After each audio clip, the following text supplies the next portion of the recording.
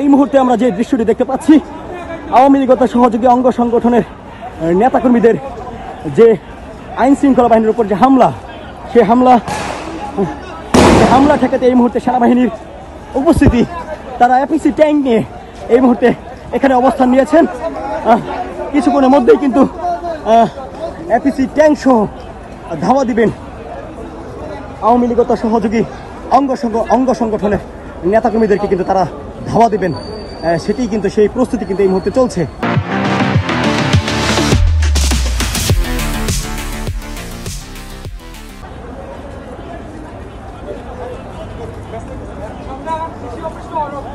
দফায় দফায় কয়েক দফায় কিন্তু যে সংঘর্ষ, 2 ঘন্টা যাবৎ যে সংঘর্ষ শুরু হয়েছে, সেটি কিন্তু এখনো পর্যন্ত নিয়ন্ত্রণে আসেনি। জাতীয় নাগরিক পার্টির পদযাত্রাকে কেন্দ্র করে এই সংঘর্ষের সূত্রপাত হয়েছে, কিন্তু এই মুহূর্তে জাতীয় নাগরিক পার্টি কিন্তু এই জায়গা ত্যাগ করেছেন। তবুও কিন্তু সেই সংঘর্ষ থামছে না। আমরা কিন্তু সেই দৃশ্য দেখতে পাচ্ছি। অপর প্রান্তে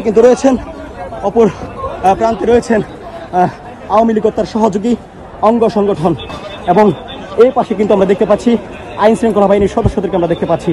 এই মুহূর্তে ঘটনাস্থলে কিন্তু এসে উপস্থিত হয়েছেন সেনাবাহিনীর সদস্যরা।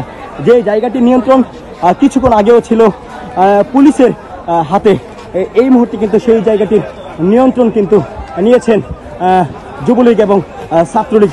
তারা কিন্তু সেই জায়গা থেকে পুলিশকে লক্ষ্য করে ইট পাটকেল ছুটছেন, সেই দৃশ্য দেখা যাচ্ছে।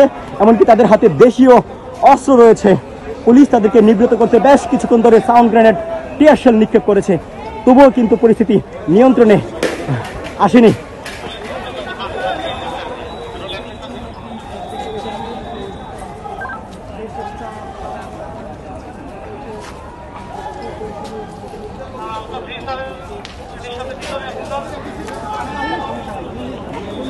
সেনাবাহিনীর সদস্যদের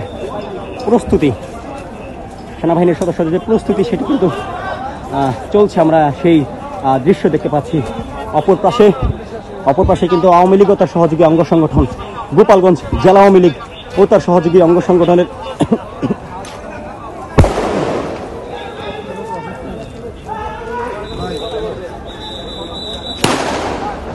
বিভিন্ন পাশ থেকে, পেছন থেকে, সামনে থেকে, বিভিন্ন সড়ক থেকে আইন শৃঙ্খলা বাহিনীর সদস্যদের লক্ষ্য করে, সেনাবাহিনীকে লক্ষ্য করে ইট পাটকেল ছুটছেন আওয়ামী লীগ ও তার অঙ্গ সংগঠন।